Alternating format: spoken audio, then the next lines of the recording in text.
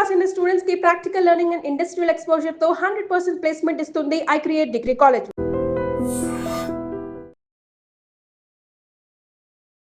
నమస్కారం, welcome to I dream.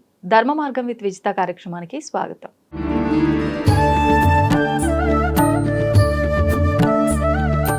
మీరు ఇక్కడ 2 మెసేజ్లు ఇచ్చారు. అంటే సుందరాకాండ పారాయణం నేను అప్పుడు చేయటం వల్ల, అంటే గర్భంతో ఉన్నప్పుడు ఆధ్యాత్మికంగా మీరు ఉండగలిగితే ఇంత మంచి సంతానం మీకు లభిస్తుంది అనే ఒక మెసేజ్ ఇచ్చారు.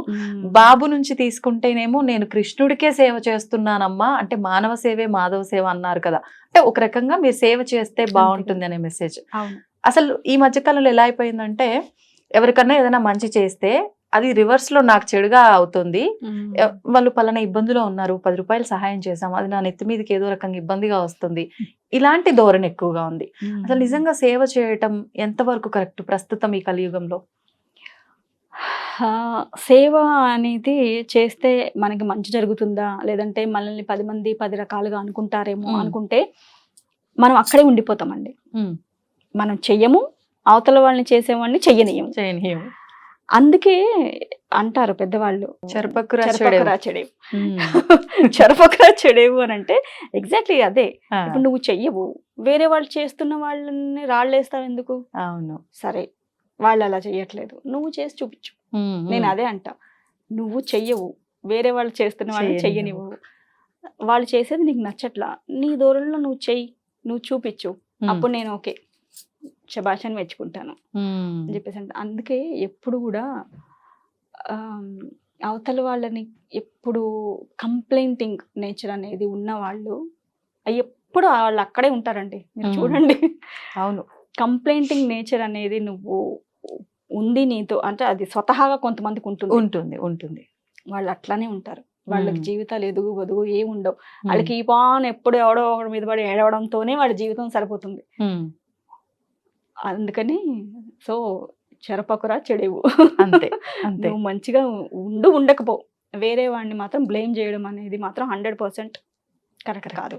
అదేదో నాకు రిటర్న్ వస్తుంది అంటే నువ్వు నా తల మీదకి వస్తుందేమో అని అనుకుంటూ చేస్తే అది తల మీదకే వస్తుంది. నిజంగానే నీ యద్భావం తద్భావతి. అంతే అండి. ఇప్పుడు సేవ అన్నారు, సరే పోనీ మనిషికి చేస్తే అది నీకు ఇబ్బంది అవుతుందేమో, కానీ నోరులేని మూగ జీవాలకు చేస్తే అది నీకు ఇబ్బంది కాదు. అందులోనూ గోసేవ చేస్తే గోవులో సకల దేవతలు ఉన్నారంటారు. అది మీరు చాలా చక్కగా పాటిస్తున్నారు, గోసేవ చేస్తున్నారు, చేయమని నలుగురిని ప్రోత్సహిస్తున్నారు. అదేవిధంగా మీరు చేస్తున్న సేవకి మీ వంతుగా సహాయం చేయమని చెప్పి, అంటే మీరు అడగపోయినప్పటికీ వాళ్ళ వంతుగా వాళ్ళు సహాయం చేస్తూ వాళ్ళు కూడా ఆ సేవలో భాగస్వామ్యమే, ఎంతో కొంత పుణ్యాన్ని వాళ్ళు ఆశించకపోయినా పొందుతున్నారు. ఎగ్జాక్ట్లీ. కానీ ఇదే గోవుల్ని హింసించే విధానం కూడా మనం చూస్తున్నాం. ఏం చెప్తారు, అసలు ఎందుకు చెయ్యాలి గోసేవ? గోసేవ ఎందుకు చేయాలి అని అంటే, చాలా మందికి గోసేవ మనం చేస్తున్నాం అనుకుంటున్నాం, కానీ గోవులే మనల్ని రక్షిస్తున్నాయి, అవే మనకి చాలా సేవ చేసినాయి ఇన్ని సంవత్సరాల నుంచి. అంటే ఆవు పాలు తాగకుండా పెరిగిన వాళ్ళు మేబీ ఉండకపోవచ్చు. ఏదో ఒకటి, ఆవు పాలు తాగకపోయిన నెయ్యను ఏదో ఒకటి రూపంలో తీసుకోకుండా ఉండము కదా. ఇవ్వటమే తెలుసు ఆవుకండి, తీసుకోవడం తెలీదు. ఒకటే ఒక ప్రాణి భూ ప్రపంచంలో ఆక్సిజన్ తీసుకొని మళ్ళీ ఆక్సిజన్ ఇవ్వగలిగేది గోమాత. అవునండి. ఇంకంతకంటే స్వచ్ఛమైనది తల్లి తర్వాత గోమాతని అని ఎందుకంటారు అంటే, తల్లిపాలు ఎవరికైనా లేకపోతే పూర్వకాలంలో గోమాత పాలు తీసుకొచ్చి పట్టించి, అంటే అంత పోషక తత్వాలు తల్లిపాలలో ఉండేటువంటి తత్వాలు గోమాత పాలల్లో ఉంటాయి అని చెప్పేసి. సో అట్లాంటి గోమాతని మనం రక్షించుకోకపోతే నెక్స్ట్ జనరేషన్స్కి ఏంటి? మనం బాగానే ఉన్నాం దేవుడి దయవల్ల ఇప్పటి వరకు, మనం చాలా అదృష్టవంతులు అని చెప్పాలి. ఎందుకండి? ఇంకా ఈ జనరేషన్ లో ఉన్నాము. నెక్స్ట్ జనరేషన్స్ ఎలా ఉంటాయో కల్కి సినిమా గోవా అంటే ఏంటి అనే సిచ్యువేషన్స్ వస్తాయేమో అనా? నిజమే లేండి. చాలా సినిమాలో ఎగ్ చూపించారు కదా మేబీ. సో మనం చాలా అదృష్టవంతులం నిజంగా, అన్ని రకాలుగా. మనం దేవుడికి ప్రతిరోజు, దేవుడు అంటే ఎవరో కాదు, పంచభూతాలే దేవుడు. ప్రతిరోజు నువ్వు నడుస్తున్న భూమాతని ఎన్నో చేస్తున్నాం భూమాత మీద. అవును, అవన్నీ భరిస్తున్న భూమాతకి మనం ఈ గాలి పీలుస్తున్నాము, అగ్నిని వాడుకుంటున్నాము, పంచతత్వాలని చేసుకుంటున్నాం కదా, మనలో ఉన్నాయి అవే కదా. ప్రతిరోజు నువ్వు లేవంగానే ఎన్ని వందల సార్లు నువ్వు థ్యాంక్స్ చెప్పినా తక్కువే.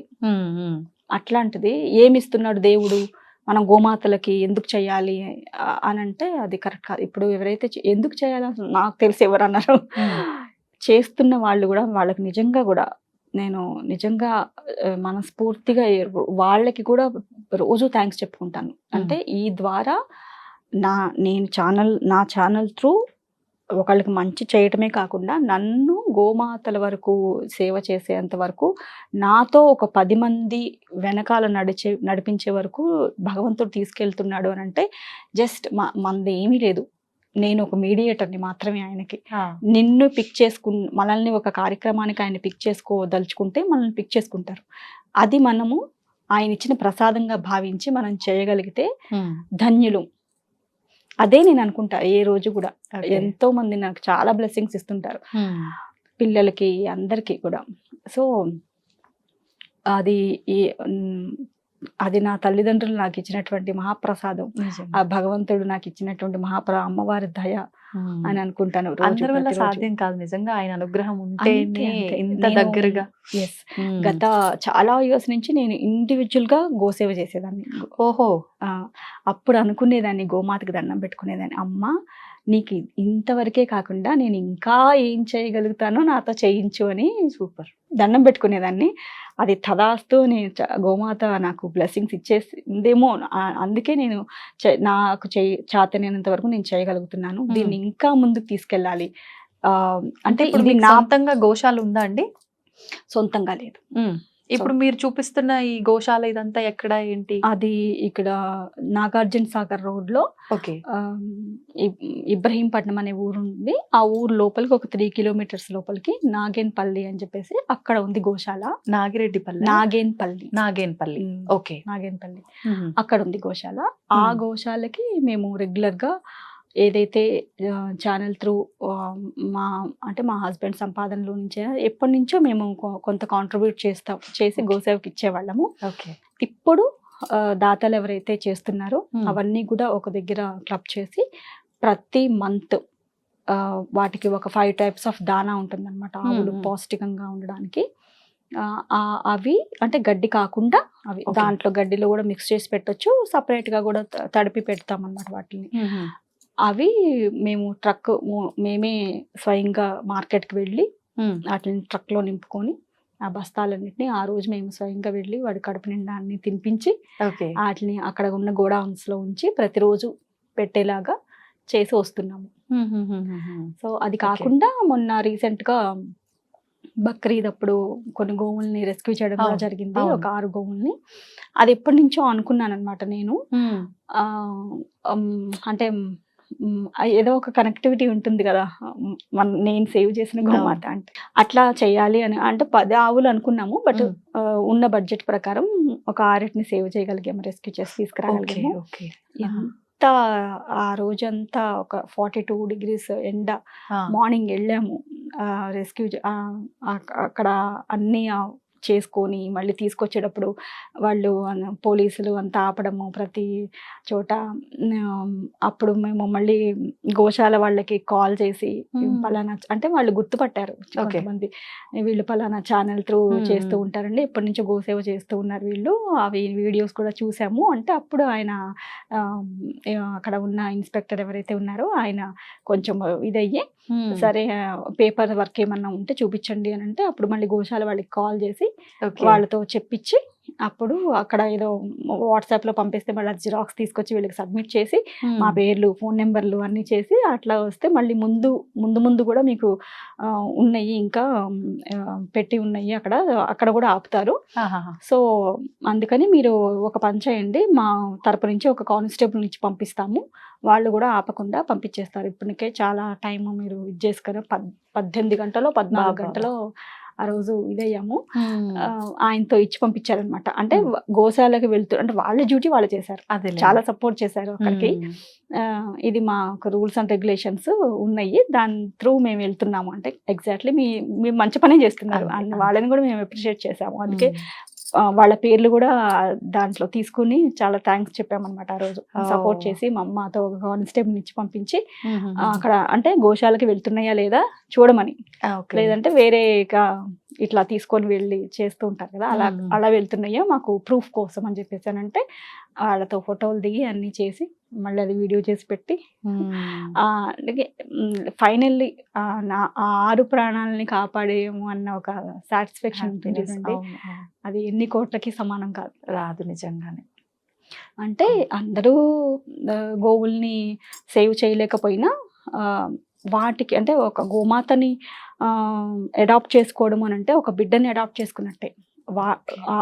గోమాత ఎన్ని రోజులైతే ఉంటుందో ఆ జీవిత కాలం వాటికి ఫుడ్ కి కొరత లేకుండా అన్ని మంచిగా జరిగేలాగా చూసుకోవడం కూడా చాలా పెద్ద సేవే కదా. ఇప్పుడు అవి మొత్తం మీరే చూసుకుంటున్నారా కంప్లీట్ గా, మీరు సేవ్ చేసినవి? అంటే మేము చూసుకోవడము ఇన్ సెన్స్ మేము అన్నిటికీ ఏదైతే అట్లా ఓవరాల్ గా, కాకపోతే ఎంతైనా కొంచెం ఉంటుంది కదా. సో ప్రత్యేకించి అన్ని ఆవులకి పెట్టిన తర్వాత దాని దగ్గరికి ఆ గోమాత దగ్గరికి వెళ్ళి ఎలా ఉన్నావు ఏంటి అని పలకరించినట్టు చాలా మనం కనెక్ట్ అయిపోతామండి. మనము చెయ్యాలే గానీ గోసేవ, మనం దాంట్లో నుంచి బయటికి రాలేము. అది నేను అనుభవిస్తున్నాను. చాలా సెల్ఫ్ సాటిస్ఫాక్షన్, అసలు ప్రశాంతంగా నిద్రపోతాము నిజంగా. ఇవి ఉండవు అంటే అరమరికలు లేకుండా హ్యాపీగా నిద్రపోగలుగుతాము. అంత ప్రశాంతత ఉంటుంది గోసేవలో. And for more videos, Please subscribe to iDream channel. Subscribe to iDream Media. Please subscribe to iDream. Please subscribe to iDream. Please subscribe iDream. And please subscribe to iDream. For more videos, subscribe to iDream. please like, share and subscribe to the channel. Congratulations, iDream. Subscribe to iDream. Subscribe to iDream. So subscribe to iDream Media. iDream ki iDream team andarki huge congratulations. Please subscribe iDream Media. Please subscribe to iDream. Subscribe iDream. Please subscribe to iDream. iDream అంటే నా కళల channel subscribe చేసుకున్న నోరు తిరుగుతలేదు, మీరైతే గంట గుర్తు కొట్టండి. For more such videos, please subscribe to iDream. Subscribe to iDream. Please subscribe to iDream. Please subscribe iDream Media. Please do subscribe to iDream. Please subscribe to iDream Media. For best entertainment and information, please subscribe iDream. And don't forget to subscribe to iDream.